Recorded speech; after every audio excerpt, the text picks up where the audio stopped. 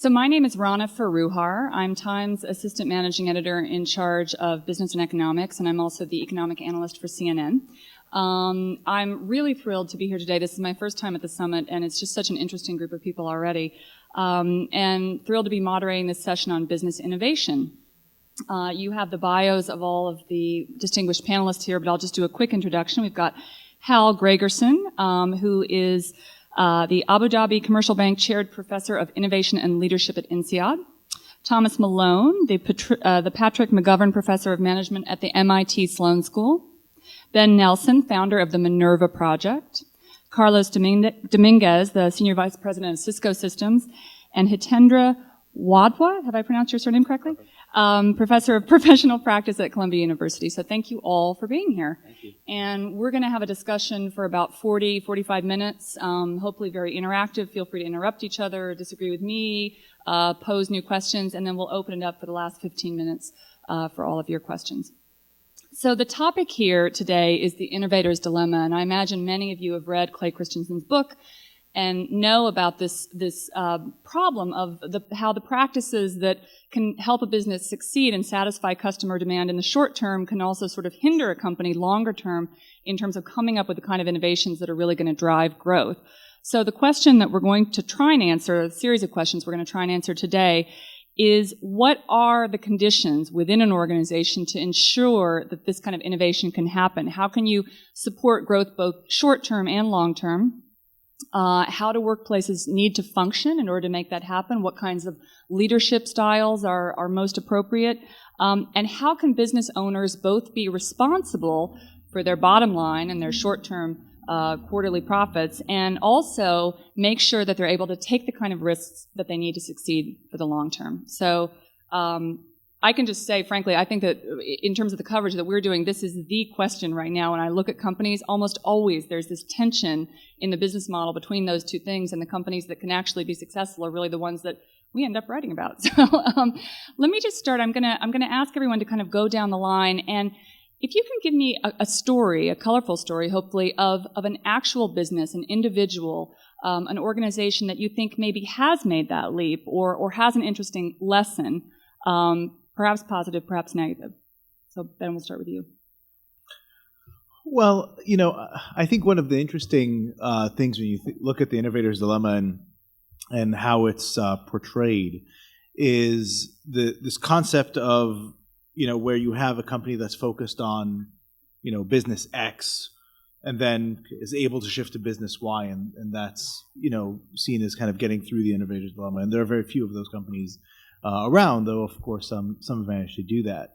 But I think one of the things that when you look at many of the companies that are looked at that have kind of an innovation culture, you sometimes don't look at what the purpose and the mission of the company was, and that kind of brings up I think the key question of which is the company about fulfilling a mission and then having business around fulfilling that mission, or is it really about, well, we have shareholders, we have to have a return, and whichever kind of return we get is fine. And I think what's one of the interesting things is, at least for me, from a case study perspective, is what's happening with Google, right? Because Google is really one of those few companies that has been able to be via either acquisition or organic growth of initiatives, etc. They've been able to try so many things, but then they've had a few very, very big successes outside of search. They have Android, they have YouTube, and they have some potential interesting things in the future. And so, but still, ultimately, Google makes its money from search. So everything that it does really leads to more search. And whereas the mission of Google to organize the world's information is much loftier, it is interesting to think of a time when search itself will be disrupted, and then will Google be able to survive that? And that to me is unclear, but an interesting one to watch. I want to jump in because it's funny. We actually put Google last week on the cover with their new Calico healthcare venture. What do you think about that? And it is a kind of a massive topic to bite off. What's the connection between the core business, do you think, and healthcare? Well, I mean, I think that the way they approach, and I'm not that familiar with it, but I think the way they approach healthcare and genetics and everything else is they look at it as more information, right? And the self-driving car for them is more information, but it is. I'm not sure how mission central that is as far as thinking about organizing the world's information, but they're smarter than I am, so it's unclear to me if I'm sure they have a much broader vision than is apparent to the outside world. I guess when you have $50 billion on the balance sheet too, right. you can take some risk. Can I just jump on that?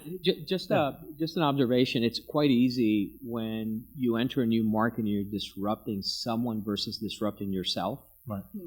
So in areas like the self-driving car, or now they've got balloons that they're spreading internet where they're not located. I don't know if you saw that one, but they're putting balloons up with access points in areas that have no connectivity. So it's very easy to do that. And I think to your original point, the true test for them will be when someone starts disrupting their core business, which is search and advertising, right, and doing it in a new way. So I think they'll be wildly successful because they're going to disrupt everyone with healthcare, but I think it's going to be more challenging when it gets to disrupt them. That's a great point. All right, well, just to continue to go this way, Thomas. Yeah, so by the way, on Google, we could continue to have the whole panel on them and whether they're innovative or not. I think you can actually make a case that they've been really lucky with their big innovation about search, and all the rest of the things they're doing are just using some of their extra money to appear innovative. Now, you can make that argument. I don't completely believe it, but we could spend a long time talking about it. The point I'd like to make is that when we talk about innovation, we usually think about product innovation, and the innovator's dilemma is mostly focused on products. But I think almost all the same things also apply to innovation in the way work is organized itself, innovation in organizational design. So, in fact, if you want to try to increase your product innovation, basically the only levers you have are essentially changing your organizational design and incentives and so forth. So I think that and I think the innovator's dilemma also applies there. There are some new organizational designs that you might think are just weird little things that aren't going to be very important, but I think the big innovations are going to sneak up on us that way in the same way they do with products. Think of Wikipedia, for instance, as a new kind of organizational design for creating intellectual products. Think of Linux as a new way of creating software. The one example I'd like to give, if you want us to pick one example each, is an example of what you might call the new age version of Procter & Gamble.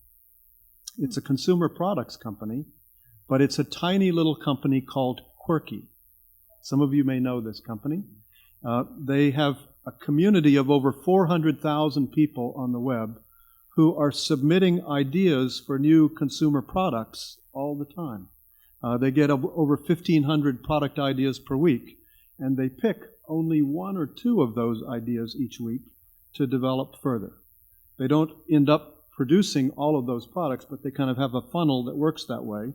And each of the products they select for further development gets a lot of work by the internal people, but also by people in the community. So not only do the community members submit the design ideas in the first place, essentially inventors, but they work as focus groups, they work as design consultants, they do all kinds of things to help make these products better and better. The ones they actually end up making usually get manufactured in Asia and then get sold through Target and the Quirky's own website and so forth. And importantly, they give about 30% of the revenue to the community. So the original inventor gets about half of that, and all the other people who participated get part of that as well, depending on how much they participated. So that, I think, is a weird kind of organization, but a very interesting example of an organizational design innovation that may be a kind of harbinger of many other kinds of new organizational design that will help us create much more innovative organizations. I want to ask you, because it's very interesting, this idea of integrating the community integrating various parties into a corporate mission. And that's something that I'm hearing a lot about when I'm covering businesses, this idea of should it be about shareholder capitalism or stakeholder capitalism, for example. Do you think that that's something that you're hearing a lot of too? And is that a common thread in terms of restructuring organizations right now? Yeah, in my view, we had a sort of period of kind of collective amnesia when we went for a decade or two thinking it was only about shareholders. I think it really ultimately has always been about a broader set of stakeholders. It's not just the owners of the company, it's the employees, the customers, suppliers, et cetera. And I think there was a while when we kind of way overemphasized one of those stakeholders. I think it always has been and should be about all of them in some kind of balance. I think from an organizational design point of view, part of the interesting that's happening here is that the workers of many of these new kinds of organizations are not just full-time employees of the company.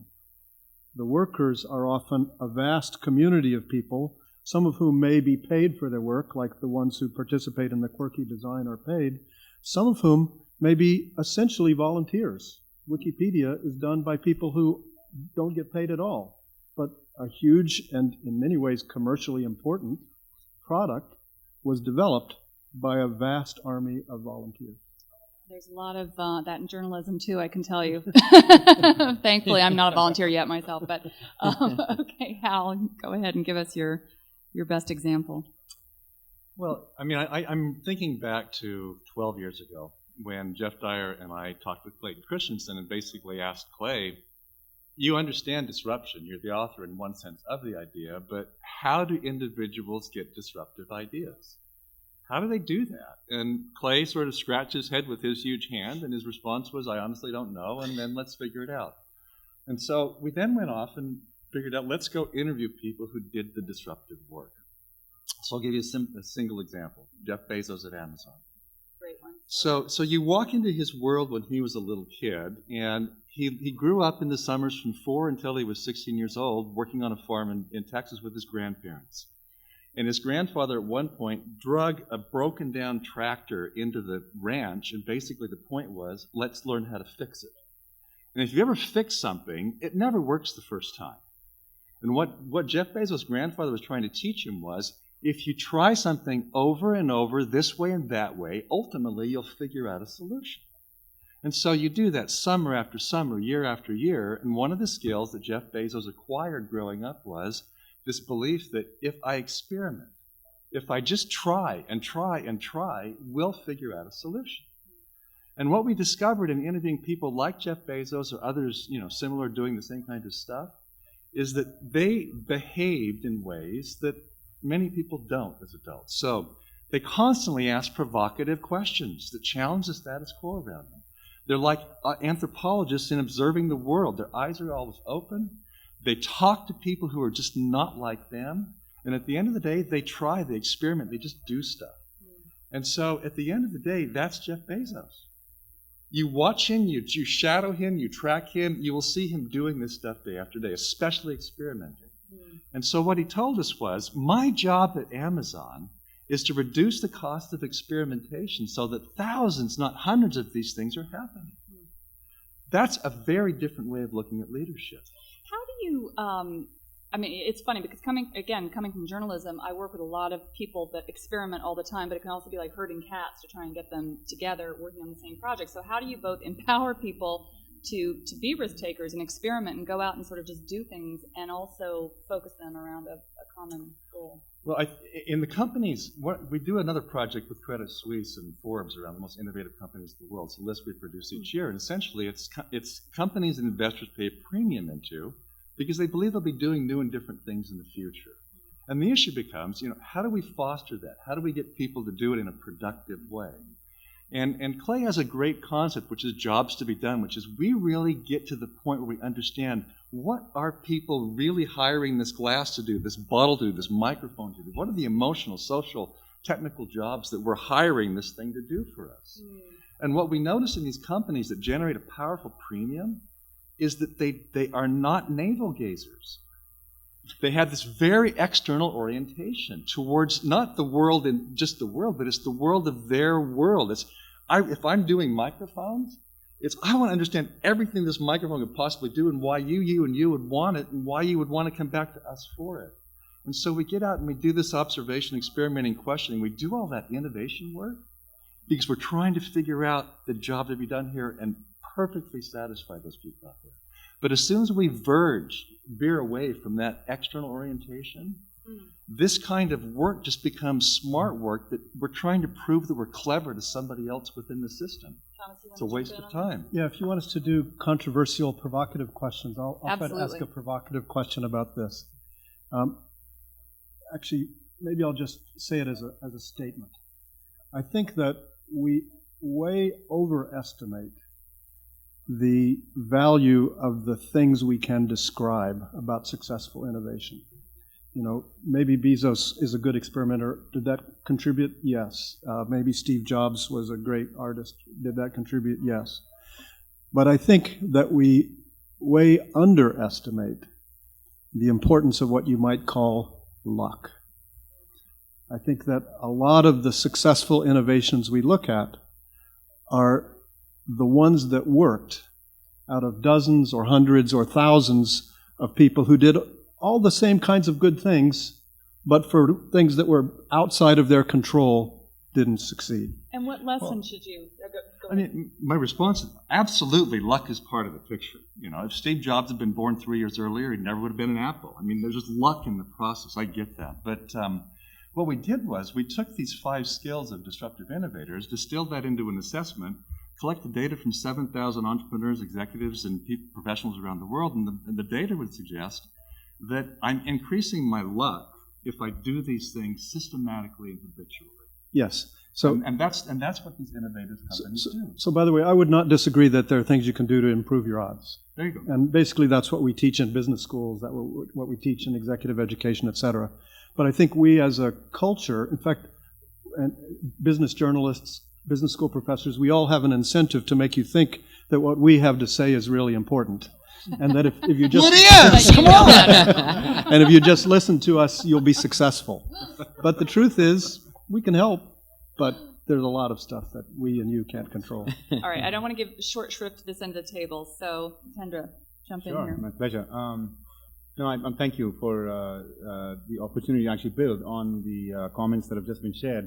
The kind of organizations that I have been recently dialoguing with on this topic tend to be more of the Fortune 500s. And for some of them, the examples of Google and other kind of startup-oriented places that have organically sort of, created, very innovation-oriented cultures is, on the one hand, it's sort of intimidating and inspiring, but on the other hand, it's sort of like, how can I do this? I already have a 100-year legacy and I have, X billion dollars of, kind of revenues already, anchored in a particular business model, and how can I then move away from that and be disruptive and all that, right? And so that's a big challenge for them.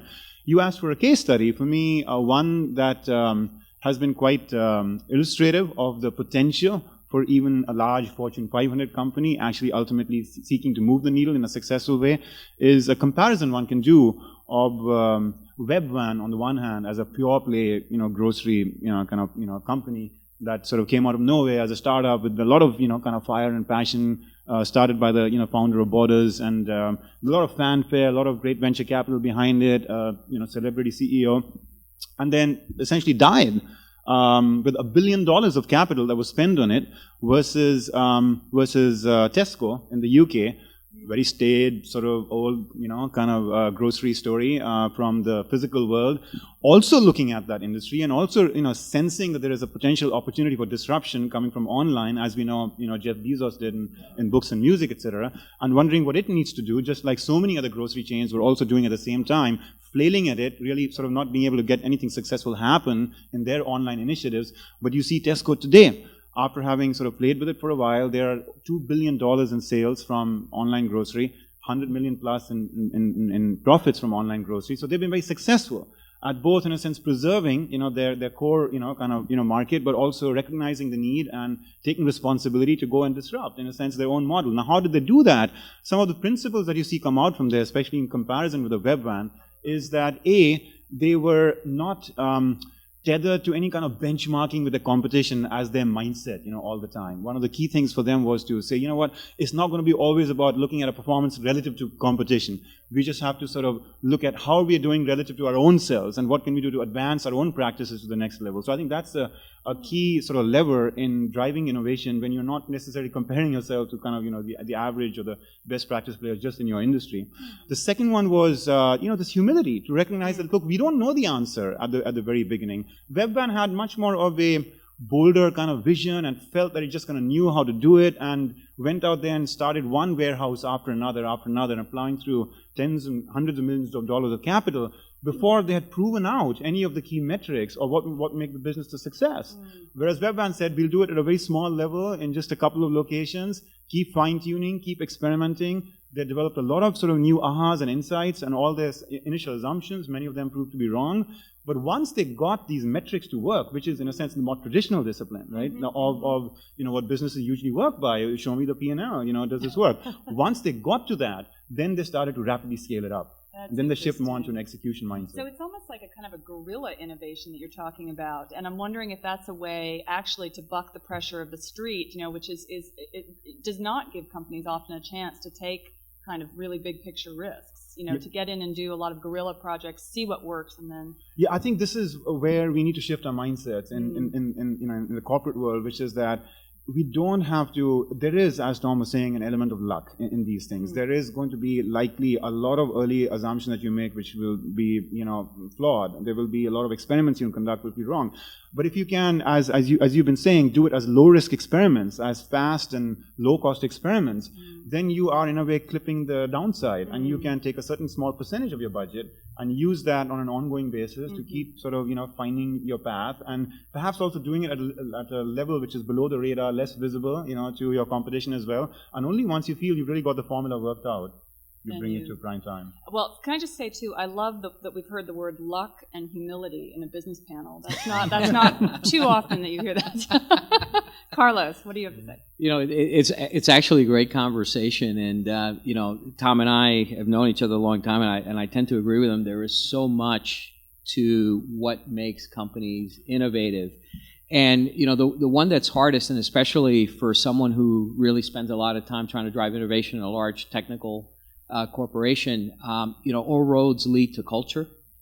And you can be as innovative as you want, you can have as much process as you want. As soon as you analyze how you're trying to drive this, unless you figure out the cultural norms and how the culture is going to react to it, I think it's a very difficult thing. For example, if you look at traditional product development, you create something new, and in the innovation process there of creating a new product, a lot of what Hal was talking about, right? Great observing, great networking, great questioning, great experimentation, all that leads to associational thinking and promoting what he talks about really leads to breakthrough innovation. Once you do that in the product, you move to scale.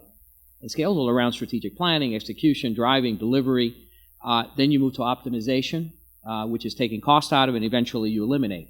I would venture to tell you that most of the large corporations I deal with are really, really good at scaling. They're very, very good at optimization. They're not so good at elimination, and most of them are not really good at innovation. And that's where you tend to see the problem.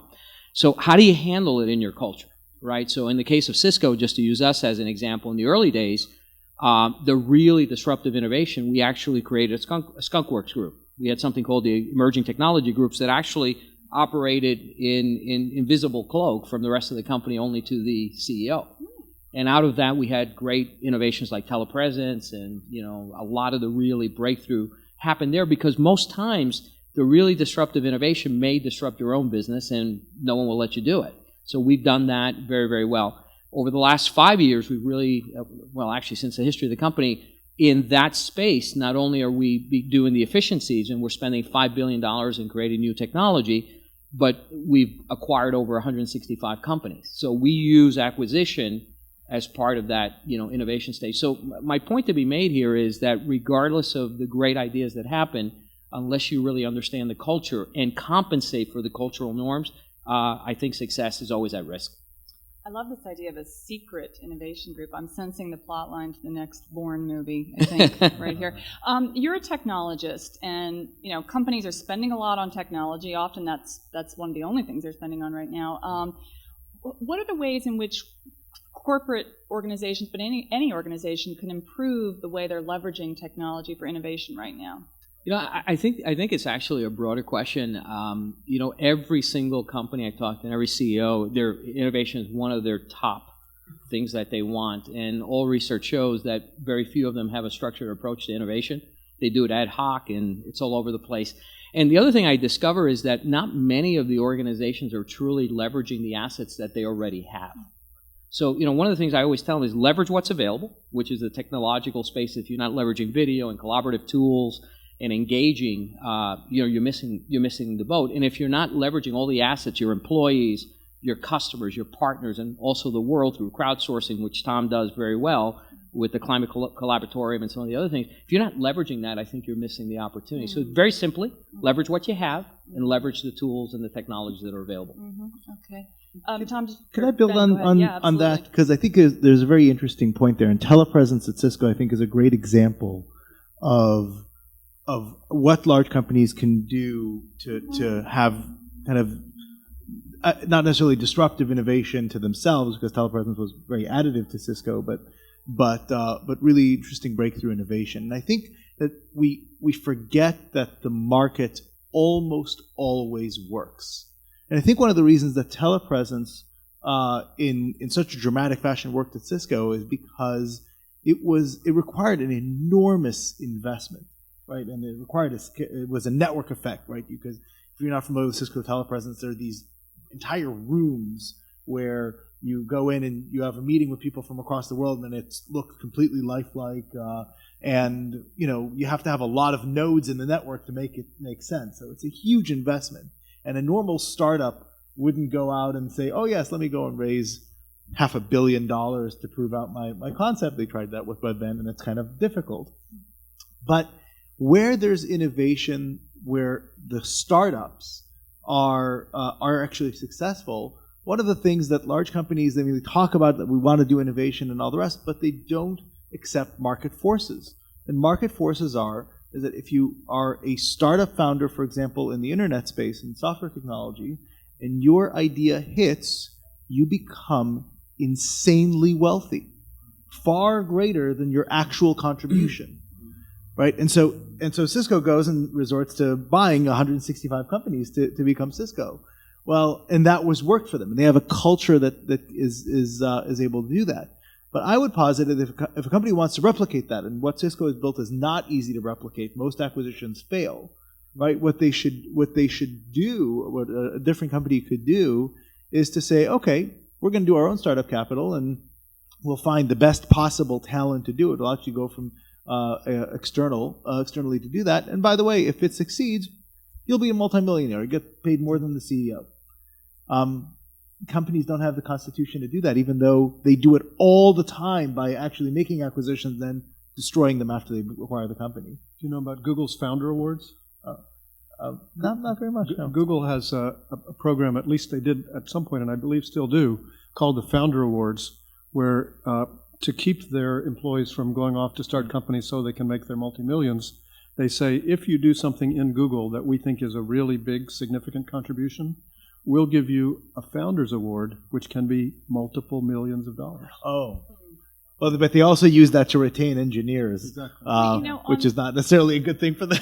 On that note, I think you had mentioned or hinted earlier at ways in which organizational structures in terms of compensation need to shift. So should everybody be thinking about what many tech companies already do, which is offering compensation incentives like this, but also allowing people the space, be it a day, a week, or whatever percentage of their time, to take those risks? Should that become just sort of normal corporate practice, do you think? Certainly something every company should think about. My understanding, by the way, is that in Google, in practice, it's less common than the public perception. Sure, you have a day a week to do your own thing, but that's after you do all the other things you're supposed to do. It is common in finance. Right. It is common in finance, right? So you talk about the trader that made more than the investment bank CEO, the salesperson at a company that's made more. I mean, that dovetails with the market is always right comment too, because you could argue that the last 5 years are telling us something different. But I mean, and it's an important point, because you could see a trader as a very innovative character, there's also a lot of risk there. Sure. So how do you, I mean, and that's the core question here. How do you balance that? Does anybody want to jump in on Yeah, no, I'd love to jump in the sense that I think there's a really interesting tension.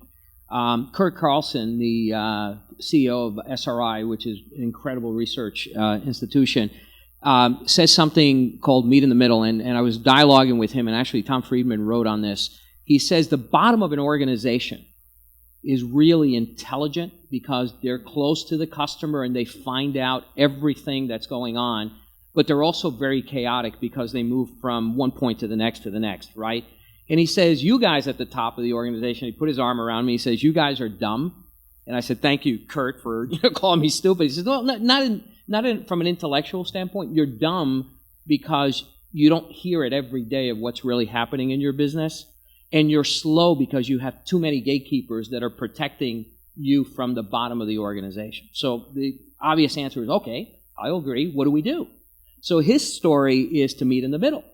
How do you empower, organize, filter, and encourage the bottom of the organization to feed up?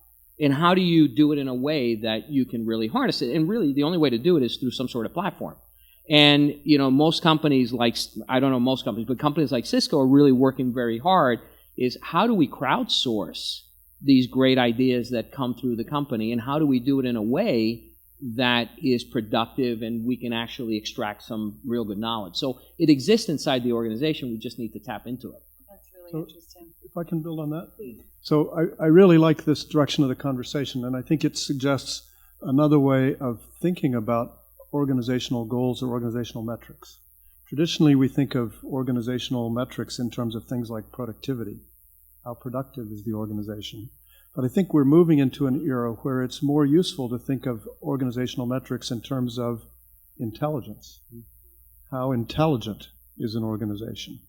How good is the organization at rapidly sensing and responding to what's going on, rapidly adapting, rapidly innovating? And I think the idea of crowdsourcing is perhaps certainly a disruptive innovation that gives us a clue about how to do that.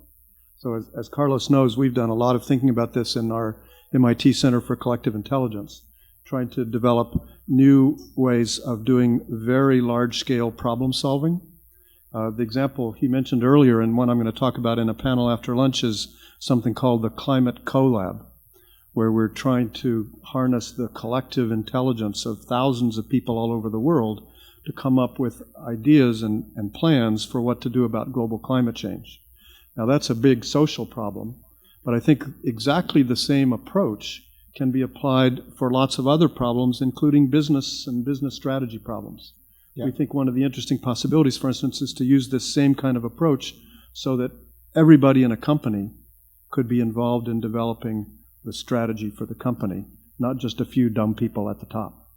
Yeah, let me add to that from the macro to sort of like a micro level of day-to-day sort of interactions that happen in between managers and their leaders and etc.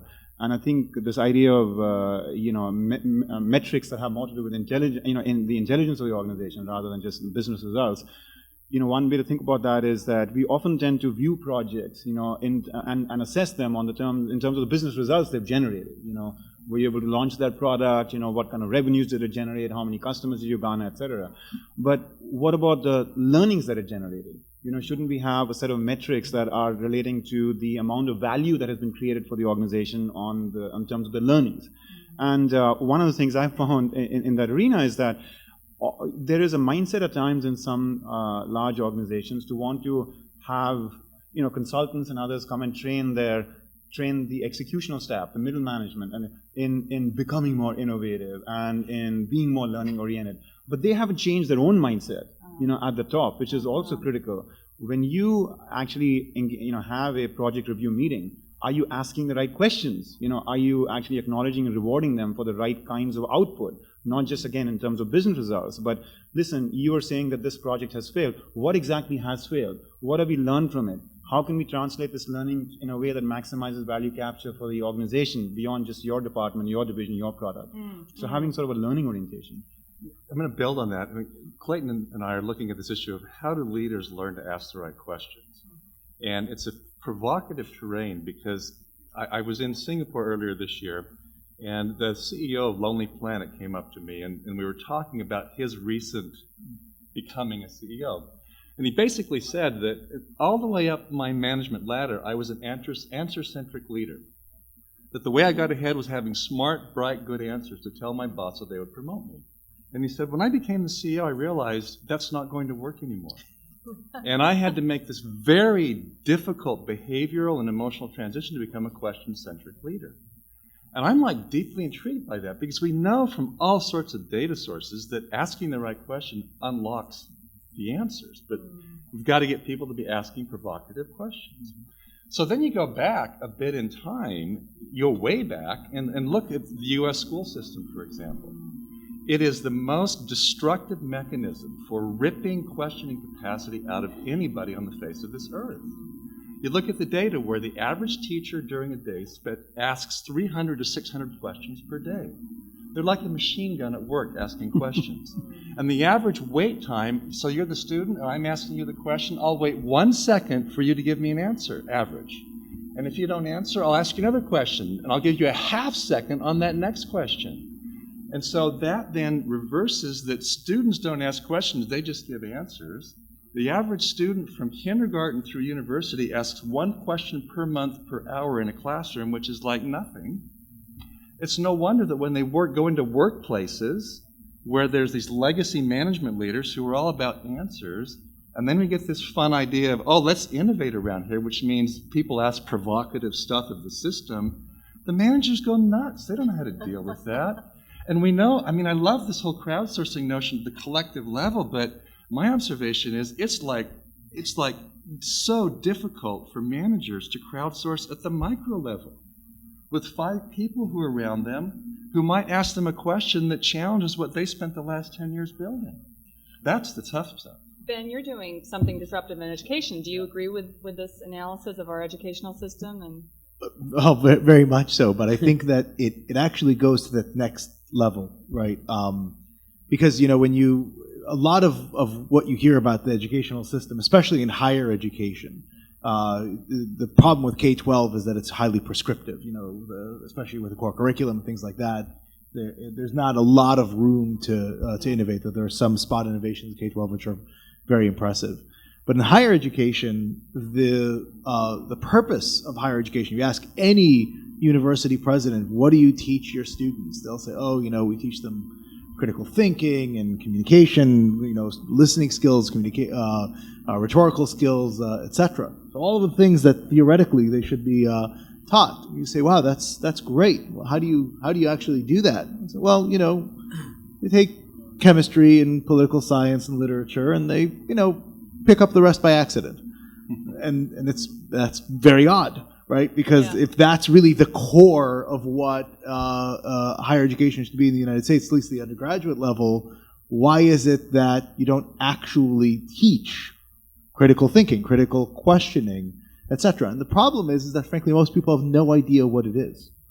And even people who are considered good critical thinkers, people don't really know what are the elements of that.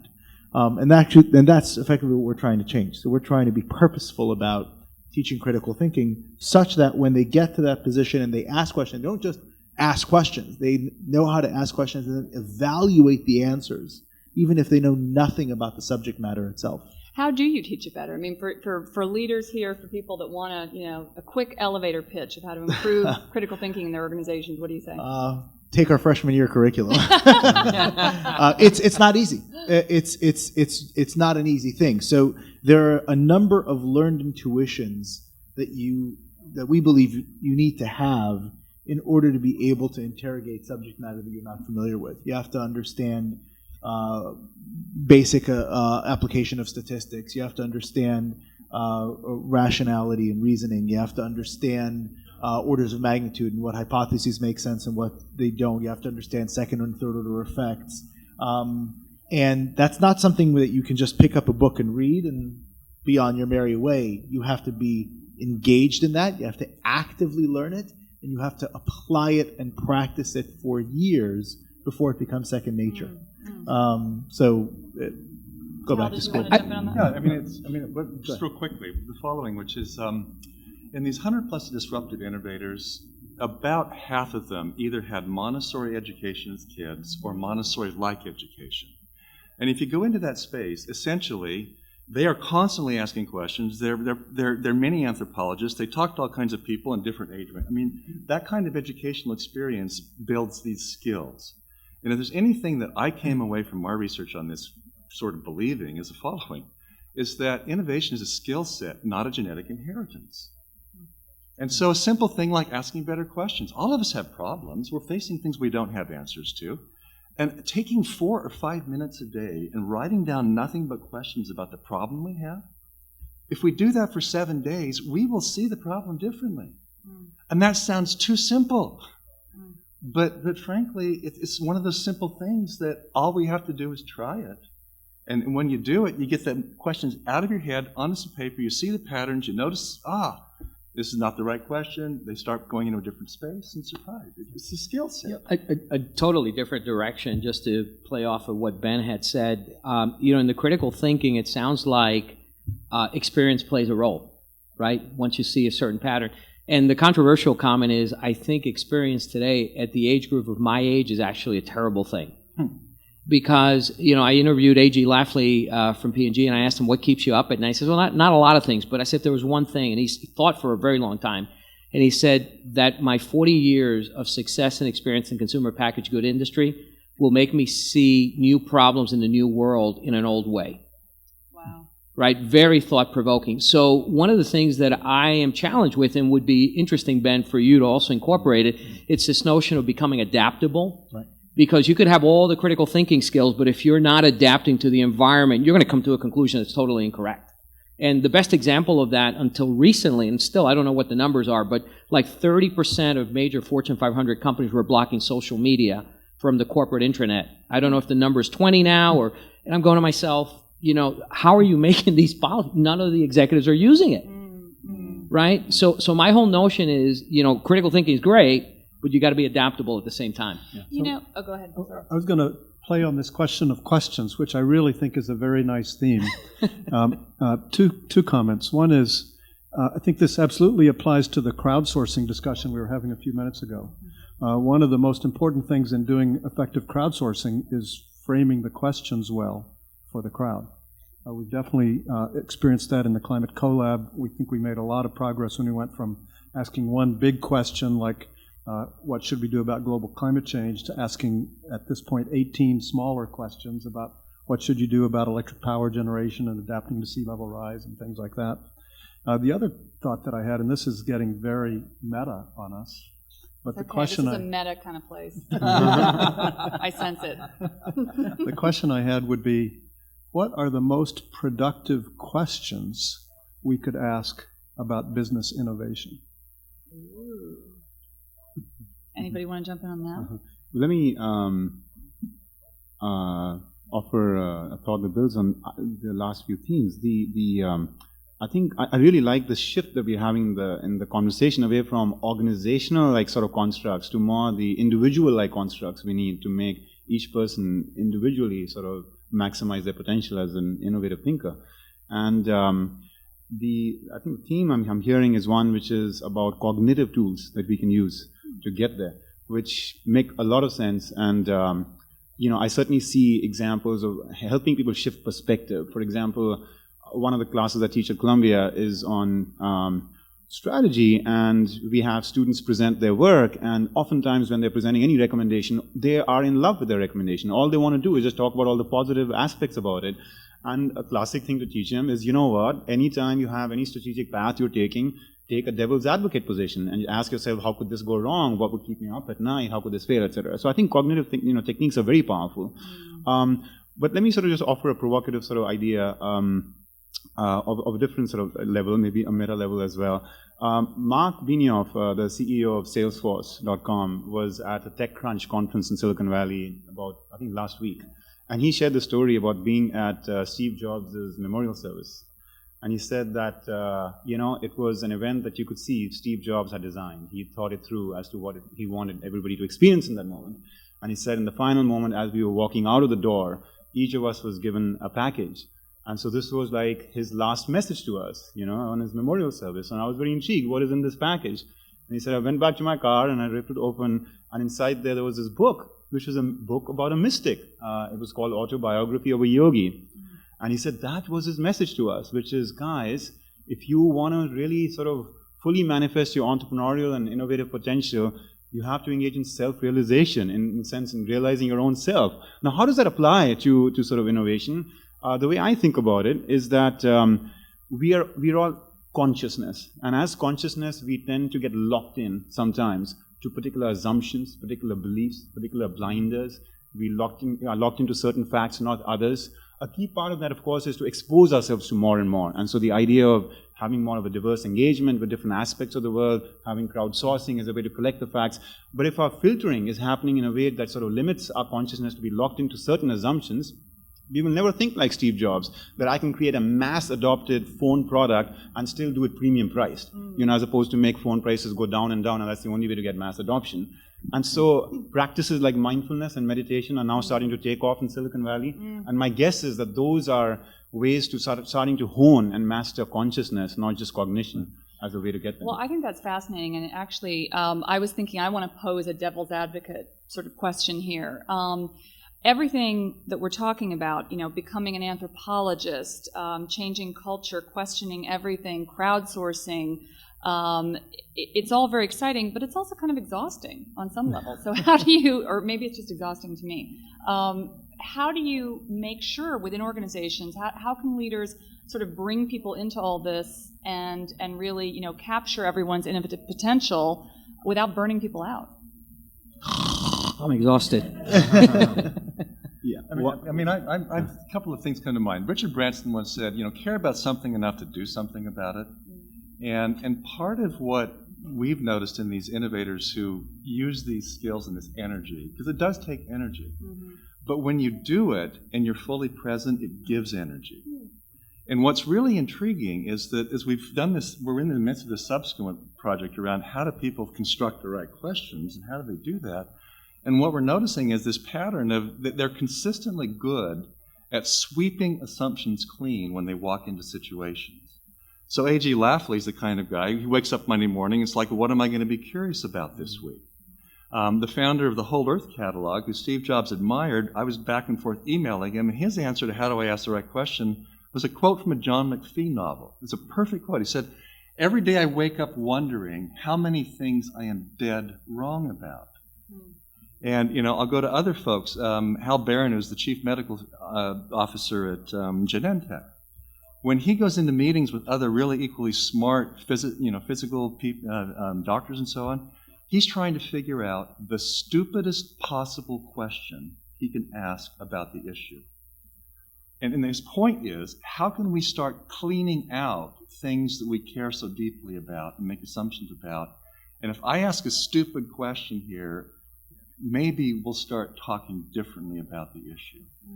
And what happens is that when people engage that way with their work, it does take a lot of energy, but it's reciprocal. It just gives back. Did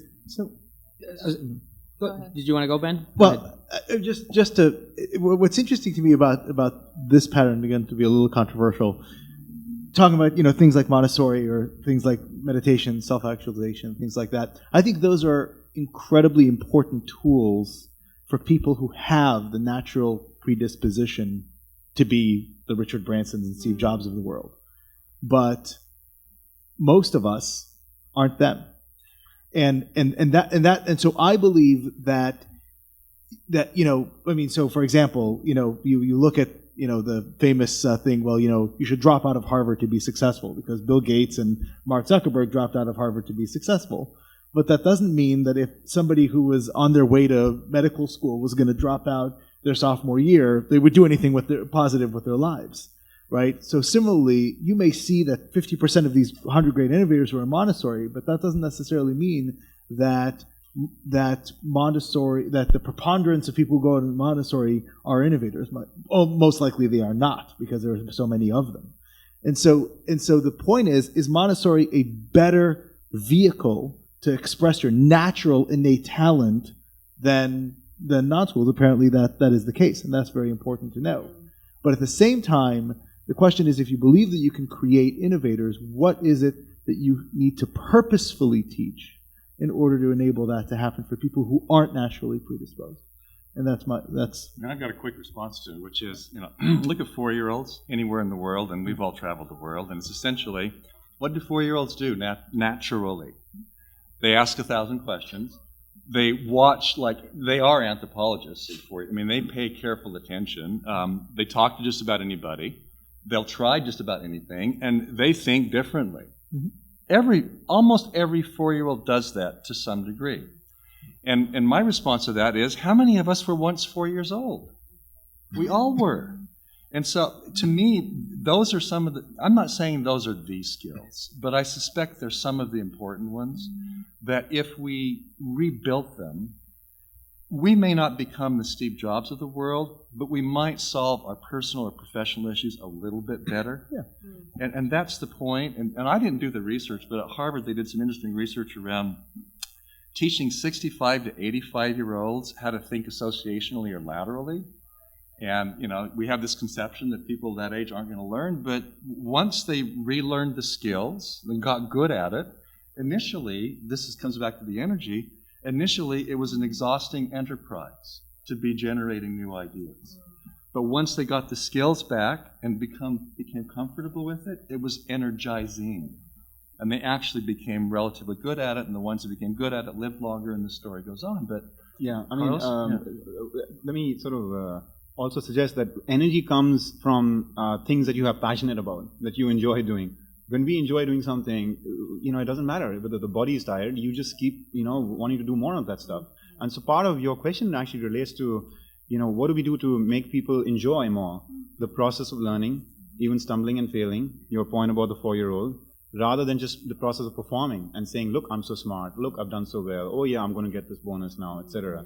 And making both in the school system and in corporate life, perhaps our communities more open to experimentation, to failure, and to take joy in the learning and the growth that is coming from it, will perhaps naturally lead to them over time wanting to do more of that. The key point that I see as someone who tries to implement it is that regardless of whether it's lifelong change or asking them to be more observant or question more, fundamentally you're asking them to change.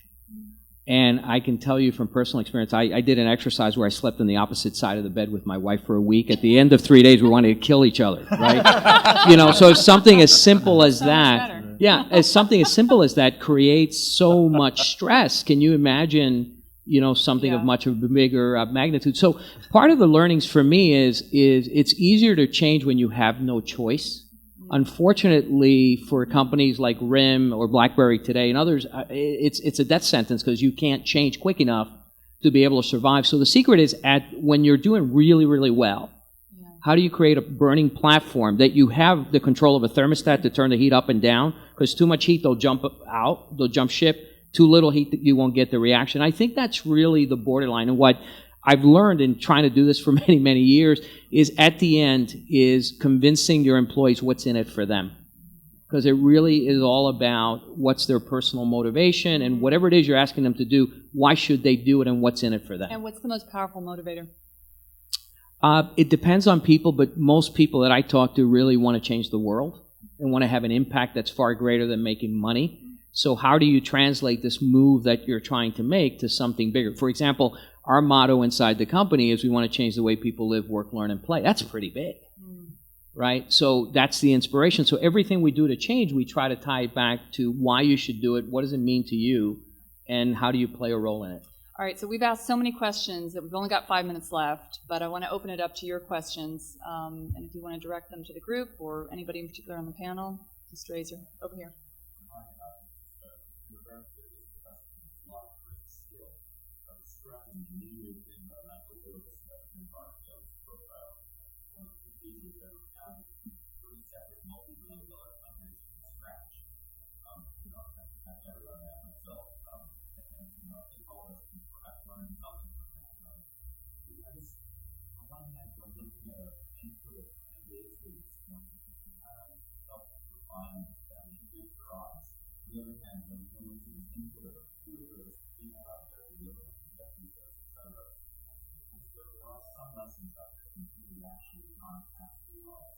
Yeah. Yeah, absolutely. By the way, on the guy who's founded 3 multi-billion-dollar companies, I would say that the second 2 were easier. So having one under your belt makes a lot of things easier the next time you try. Funding for starters. Yeah, so I think I'd just say what I said a little earlier, that there are plenty of things you can do to change your odds. And, you know, the things that we teach in business schools and that business journalists write about and the things that you teach in Montessori schools, those are all things that presumably can improve your odds. Some people start out with the genetic equipment that makes their odds better to begin with, and there are a lot of things you can do that make your odds better or worse. The point I was trying to make is that, at least from my point of view, and I think it's true for most of us, I used to think that the outcomes were mostly determined by the things we could control. And if we could just figure it out and get the right skills under our belts, we would be successful. Maybe even really successful. I now think luck is more important than I used to think. Not that it's the only thing, not that talent and ability and effort don't matter, but they matter less than I used to think. Especially at the upper ranges of the successful business innovations that we're talking about.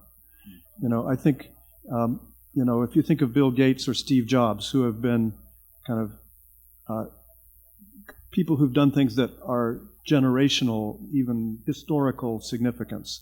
Historians will probably be writing about both of them 100 or 500 years from now.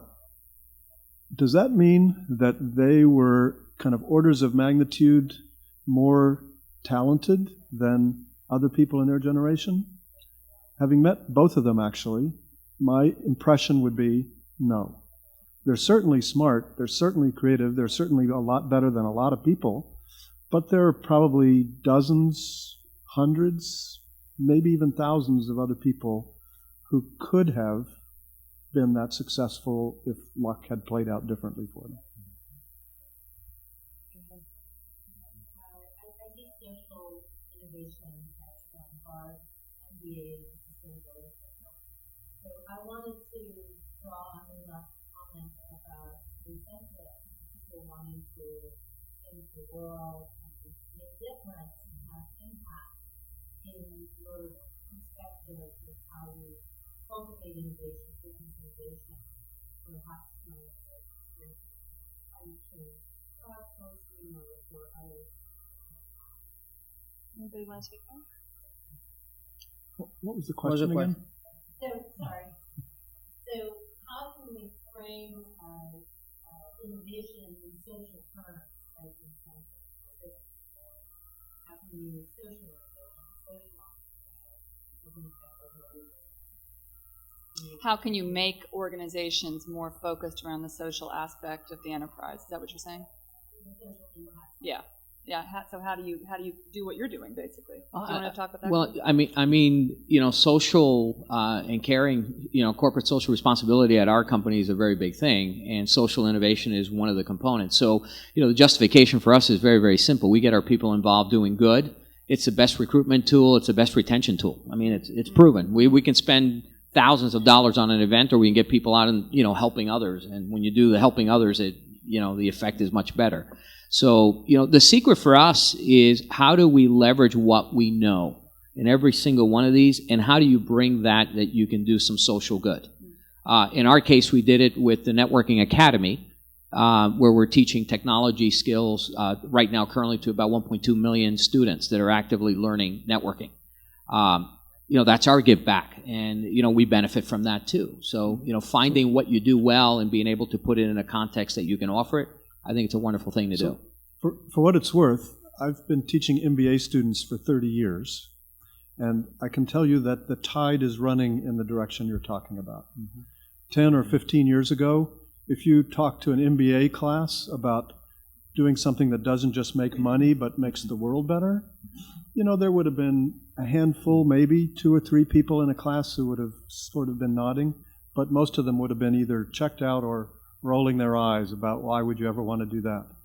Today, sustainability, social entrepreneurship, those are big deals on our campus, and I think the campus of most business schools in the world. So is that a fad? To some degree, probably, but certainly it's running in the direction that I think you're asking for. But I would actually argue that is about shareholder. I mean, because there's the question earlier about shareholder versus stakeholder. It's always all about the shareholder. The question is, can you ignore other stakeholders and make your shareholder happy? and today's answer is no. 100 years ago, 20 years ago, the answer was you had to ignore other stakeholders because there wasn't that public consciousness. But today, if you're not green, people won't buy your products, right? If you aren't, if you don't employ fair employment practices, people won't patronize your business, right? And so the public consciousness has made it such that in order to return for your shareholder, you have to become more socially active. Shall we stay on this for a minute? Yeah, quick last. We're out of time, but go ahead and make a last point. So that's the easy kind of social responsibility. If you need to do it in order to make money, then of course anybody would say you should do it. The hard kind of social responsibility is when you think it's the right thing to do, but it may mean you make less money. So an example of that would be Johnson & Johnson taking Tylenol off the shelves, whatever it was, 25 years ago. At the time they did that, I believe they thought they were going to lose a lot of money from that. But they did it because they thought it was the right thing to do. It was the right thing for their customers. In the end, that's now a textbook example of good management of crisis, and most people would say that helped them financially in the long run. But if they had done it for that reason, it might not have worked. So that's the hard question. Okay. 30-second piece. 30 seconds, go. Our daughter lives in Nairobi. She shops at that mall where the stuff's going on right now. And I guess, my experience traveling the world and living in the world is that one of the most powerful mechanisms to create social connection is to get into the developing economies where the option of not paying attention to non-business issues is not an option. Things are so complex when 80% of your workforce shows up with HIV. What do? You can't ignore it. And so, if a company gets big enough that they move to different economies and different contexts, they're forced into that space. And if they're not big enough, hopefully the markets will do the same, because I think it's critical. Well, I think that that's a great point to end on, and also kind of encompasses the lesson here, which is that we need to all be anthropologists in order to get over the innovator's dilemma. So thanks for coming. Thanks to all the panelists. Great discussion. Enjoy the rest of the summer. Thank you.